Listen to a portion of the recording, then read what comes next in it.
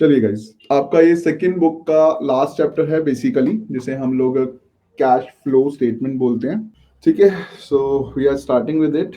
तो this is basically CFS and stand for cash flow statement. ठीक है, जैसे कि आप जानते ही हैं कि अकाउंटिंग में जितने भी हम चैप्टर्स पढ़ते हैं, जितने भी हम कॉन्सेप्ट्स पढ़ते हैं, वो किसी ना किसी अकाउंटिंग स्टैंडर्ड के अकॉर्डिंग होते हैं।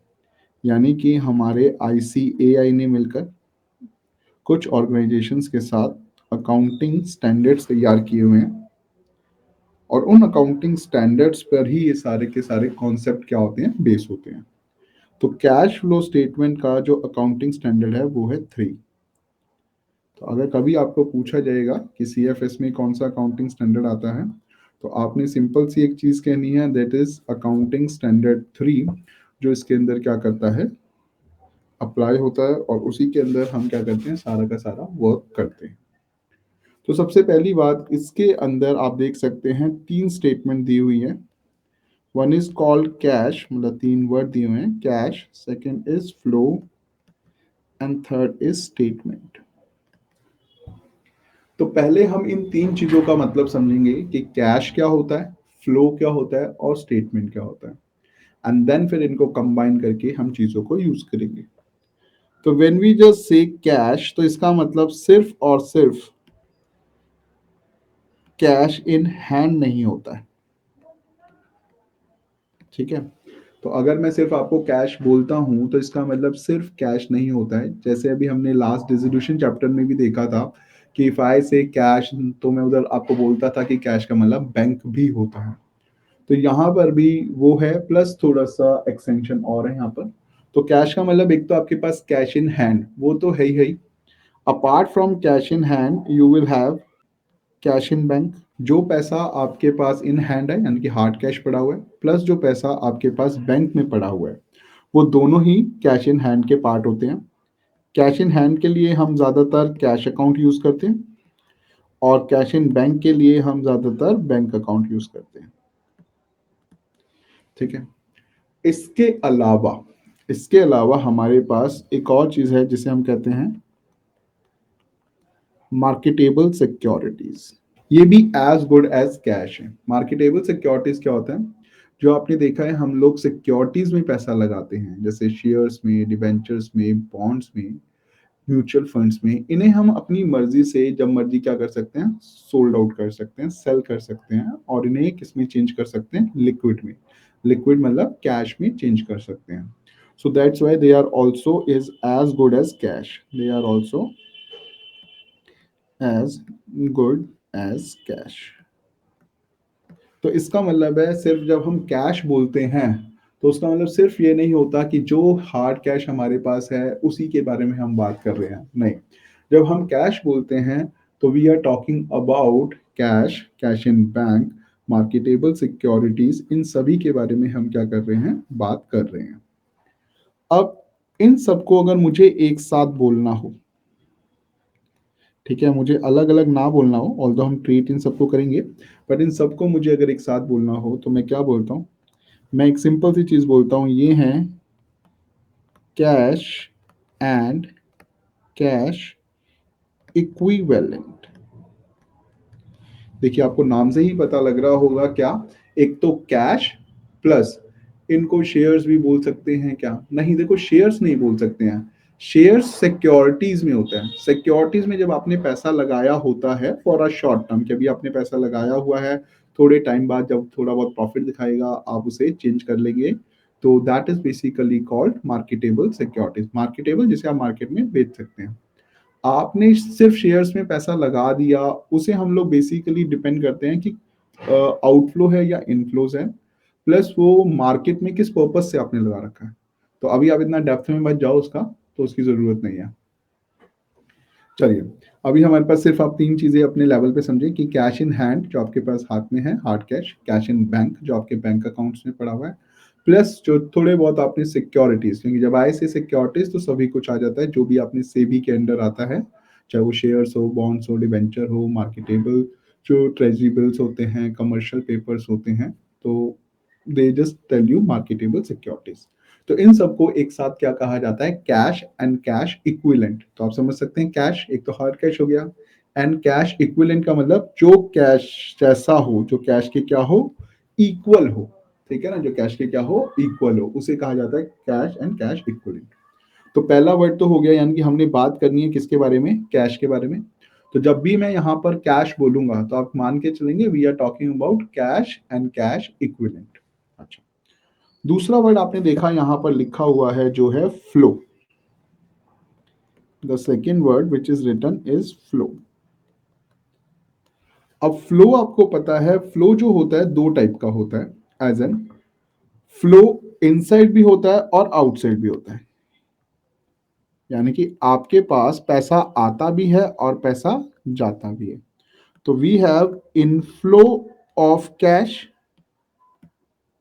As well as we have outflow of cash. यानी कि हमारे पास पैसा आ भी रहा है और पैसा जा भी रहा है। And again the same point, when I am saying cash, इसका मतलब क्या है, cash, bank and marketable securities, हम इन्हीं सब की बातें कर रहे हैं, और एक ब्रॉड सेंस में कैश एंड कैश इक्विवेलेंट की बातें कर रहे हैं। तो inflow of cash and outflow of cash. Inflow का मतलब क्या है कि आ रहा है, वी आर अर्निंग इन, हमारे पास पैसा आ रहा है, दैट मीन्स पॉजिटिव। ठीक है ना, दैट मीन्स पॉजिटिव।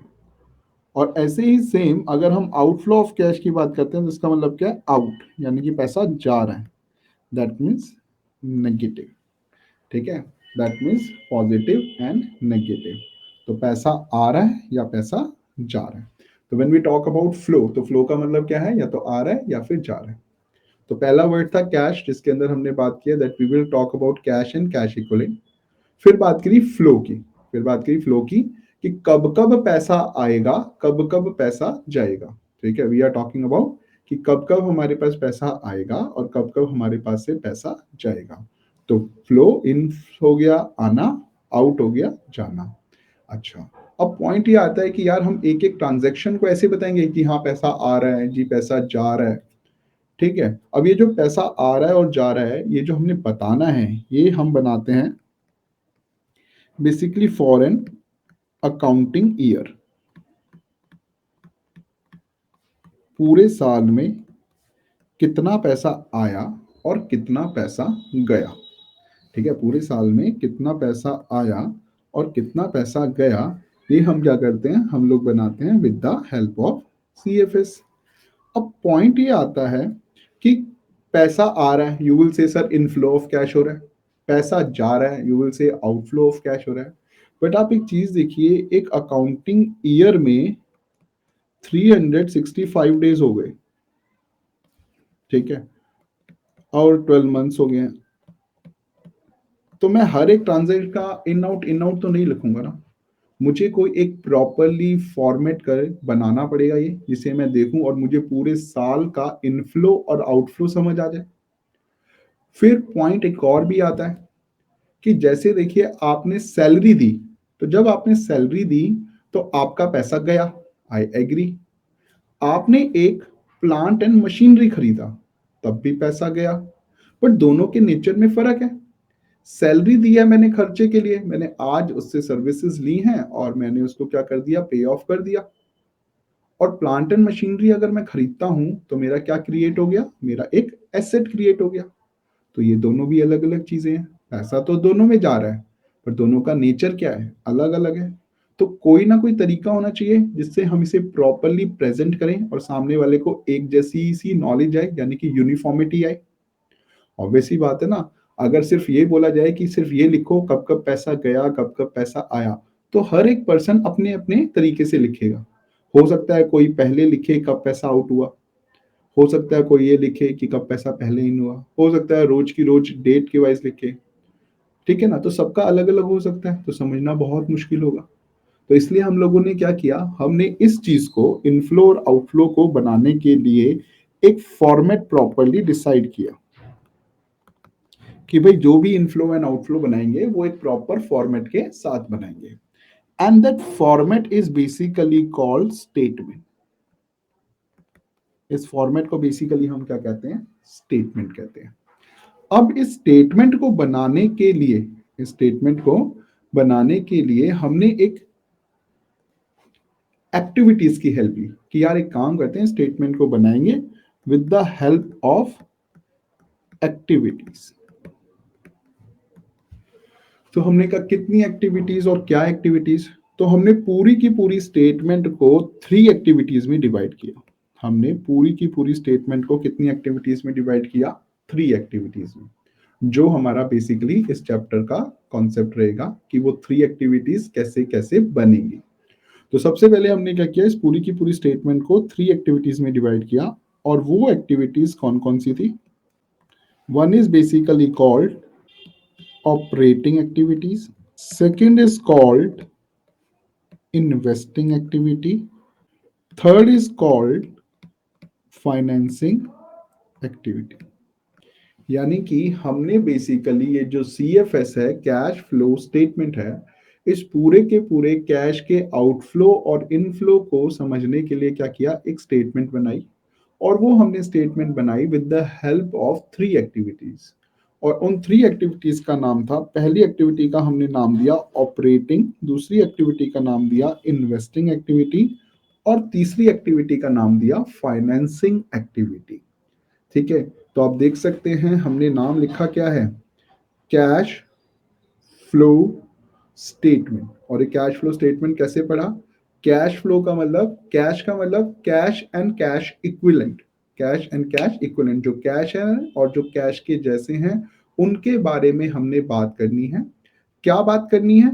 कि कब कब इन होगा, कब कब आउट होगा, कब कब पैसा आएगा, कब कब पैसा जाएगा।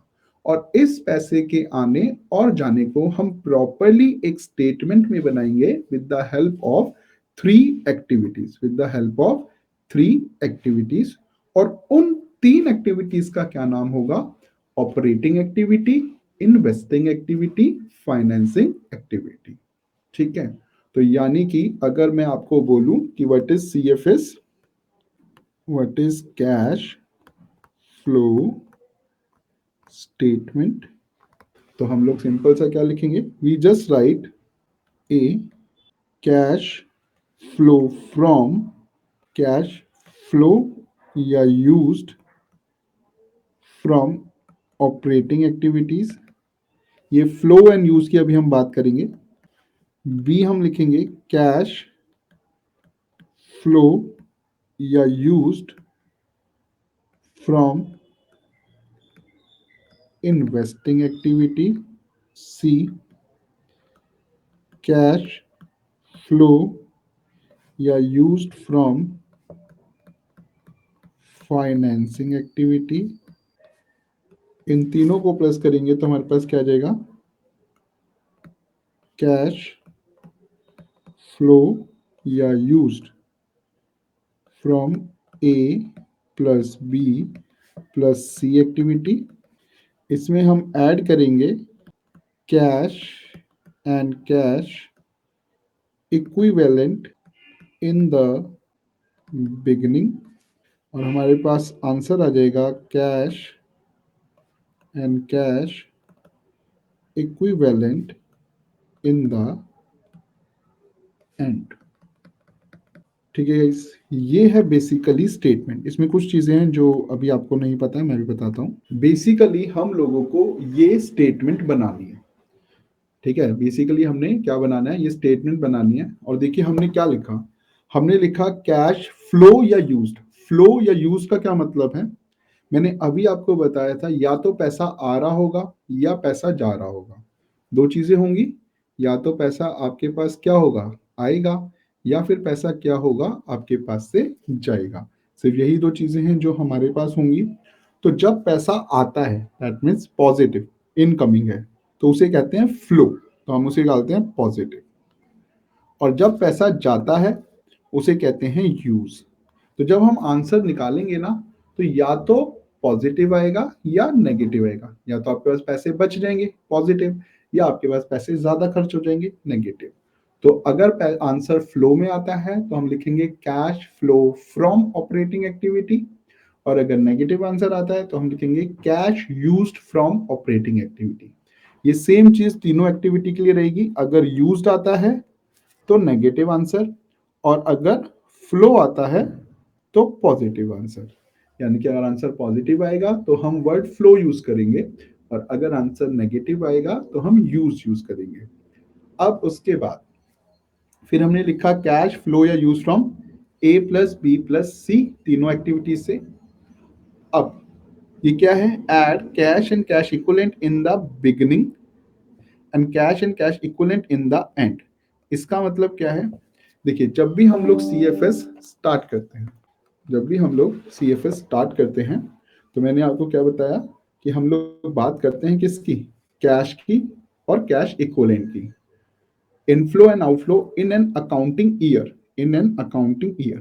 तो जब हम इन एन अकाउंटिंग ईयर की बात करते हैं तो ईयर क्या होता है, ईयर एक टाइम से स्टार्ट होता है। लेट्स से 1/4/2021 से स्टार्ट हुआ और 31/3/22 को क्या होगा, खत्म होगा।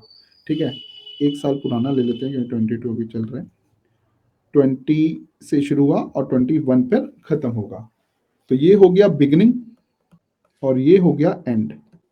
अब आपके पास एक सिंपल सा पॉइंट है, यहाँ पर लिखा हमने कैश, कि भैया जब स्टार्ट किया था साल तो कैश कितना था हमारे पास, 10,000। और आज जब एंड कर रहे हैं तो मान लीजिए कैश कितना पड़ा है हमारे पास, 18,000। तो ये 10,000 से लेकर ये जो फिगर है 18,000 जो बनी, ये कैसे बनी होगी, पूरे साल कुछ पैसा आया होगा, पूरे साल कुछ पैसा गया होगा, कुछ फ्लो कुछ आउट, कुछ इन कुछ आउट, कुछ इन कुछ आउट। जब पूरे साल इन आउट हुआ तो हमने उस इनफ्लो और आउटफ्लो को किस में डिवाइड किया, तीन एक्टिविटीज में डिवाइड किया। उन तीन एक्टिविटीज की हेल्प से हमने क्या बनाया, एक स्टेटमेंट बनाया जो हमें ये बताता है कि भाई इतना पैसा आपके पास पड़ा था और इतना आपने फ्लो आया गया किया, और एट द एंड आपके पास कितना पैसा पड़ा हुआ है, 18,000 रुपए पड़ा हुआ है। ये एक लौता चैप्टर है पूरी अकाउंटेंसी में जिसका बेसिकली आंसर आपको गिवन होता है, जिसका आंसर आपको क्या होता है, गिवन होता है। क्यों, क्योंकि आपको जो क्वेश्चन आएगा उसके अंदर वो बताएगा कि भैया स्टार्टिंग में आपके पास कैश कितना था, इतना, एंड में आपके पास कितना है, इतना। तो आप स्टेटमेंट बनाएंगे, आप क्या करेंगे, आप स्टेटमेंट बनाएंगे। आप तीनों एक्टिविटीज से कितना कितना पैसा आया और कितना कितना पैसा गया, ये क्या करेंगे, पूरी की पूरी स्टेटमेंट बनाएंगे। तो स्टेटमेंट बनाने के बाद आप डालेंगे कैश इन द बिगनिंग, और जैसे ही आप बिगनिंग को पुट करेंगे आपके पास कैश इन द एंड अपने आप आ जाएगा। तो आपको पता होता है कि लास्ट में जो आंसर है, लेट से हमारे जैसे हमने एक एग्जांपल लिया कि 10,000 था, 18,000 आखिरी में बचा, तो लास्ट में आंसर कितना आना चाहिए, 18,000 आना चाहिए। तो अगर आपका आंसर 18 आया यानी कि एंड वाला आया, तो दैट मीन्स आपका आंसर पूरा का पूरा टोटली क्या है, एक्यूरेट है। ओके गाइस, यहां तक समझ आया, ये है इसका ब्रीफ, ये है इस चैप्टर का ब्रीफ। अब ये तीनों एक्टिविटीज हम कैसे बनाएंगे, कैसे कैसे करेंगे, वो हम लोगों को सीखना है। ठीक है, सबसे पहले हमारे पास जब हम कैश फ्लो स्टेटमेंट बात कर रहे हैं तो इसके लिए जो क्वेश्चन आएगा वो क्या आएगा, और फिर हमें कैसे ये स्टेटमेंट बनानी होगी। तो अगर देखिए हम क्वेश्चन की बात करें तो क्वेश्चन के अंदर बेसिकली आपको जो क्वेश्चन आएगा वो आएगा बैलेंस शीट, और प्लस इसके साथ कुछ आएंगी एडजस्टमेंट। तो क्वेश्चन के नाम पे हमारे पास क्या आएगा, बैलेंस शीट, और प्लस क्या आएगा, एडजस्टमेंट। और आंसर के नेम पे हमें क्या बनाना है, आंसर के नाम पे हमें बनानी है जी सी एफ एस, यानी कि आप सिंपल अगर डायरेक्ट लिखें तो हमें बनानी है कैश फ्लो स्टेटमेंट। ठीक है, और ये स्टेटमेंट हम किसकी हेल्प से बनाएंगे, with the help of three activities, operating activities. अच्छा, इनका सीक्वेंस यही है, ऐसा नहीं है कि आप कोई भी एक्टिविटी कभी भी बना लेंगे, इसी को हम लोग ए कहते हैं। Then we have the investing activity, इसे हम बी कहते हैं, and last we have the financing activity, इसे हम लोग सी कहते हैं। अभी आपको पता है कि आपको ये जो सी एफ एस है ये कंपनी एस्पेक्ट पे है, कि आपको जो बनाना है वो कंपनीज के लिए कैश फ्लो स्टेटमेंट बनाना है, ठीक है ना, फाइनेंशियल एनालिसिस के पॉइंट ऑफ व्यू से। तो इसकी वजह से जो आपका क्वेश्चन होने वाला है, यानी कि आपके पास जो बैलेंस शीट होने वाली है वो कौन सी होने वाली है, वो आपकी वर्टिकल होने वाली है, ठीक है, जो एज पर कंपनी एक्ट 2013 जो आई है, ठीक है, जो आपने चैप्टर 1 टर्म 1 में याद भी की थी, वो बैलेंस शीट आपका बेसिकली क्या बन के आएगी, क्वेश्चन बन के आएगी। यानी कि आपको जो क्वेश्चन आएगा वो कैसे आएगा, they will give you a balance sheet और उसके अंदर आपके पास दो कॉलम्स होंगे जिनमें आपको 2 ईयर्स के अमाउंट दे रखे होंगे, ठीक है। लेट्स से ये दे रखा होगा 2020, ये दिया हुआ है 2021। तो जो पुराना साल है उसको हम लोग कहते हैं प्रीवियस ईयर